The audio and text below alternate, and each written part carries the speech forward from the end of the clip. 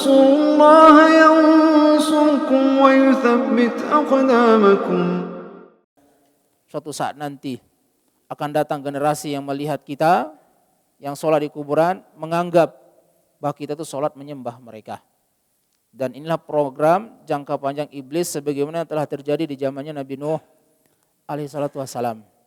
10 generasi, di generasi awalnya itu masih menganggap bahwasanya orang-orang soleh mereka itu dihargai, dihormati dengan dibuat patung-patung mereka dan disimpan sebagai sebuah kenangan. Datang generasi setelahnya menganggap ini sebuah kehormatan, tidak disimpan di luar, harus dimasukkan di tempat-tempat yang biasa mereka duduk-duduk untuk melakukan ibadah. Di tempat-tempat ibadah, belum diibadahi. Hanya saja sebagai bentuk pengagungan kepada mereka, menghargai jasa-jasa mereka, disimpanlah patung-patung mereka ini tempat-tempat ibadah. Kemudian datang generasi setelahnya. Ketika orang-orang yang paham bahwasanya tidak boleh menyembah berhala, tidak boleh menyembah patung meninggal. Datang generasi yang pernah melihat bahwasanya orang-orang tua mereka sholat di tempat itu yang ada patungnya, maka dianggap bahwasanya patung itu yang disembah.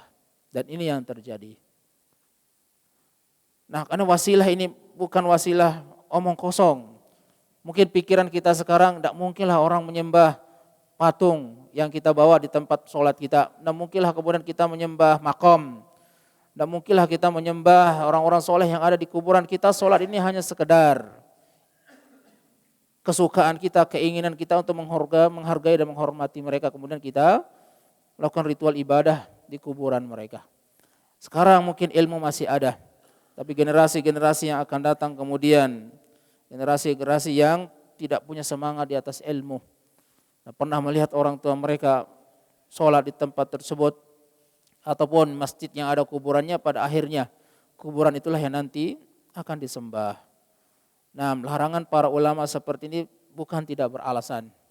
Kisah Nabi Nuh telah menjadi bukti sejarah. Nah, walaupun sholat itu lillah karena Allah Subhanahu wa taala, akan tetapi tempatnya yang salah, sehingga para ulama melarang yang demikian.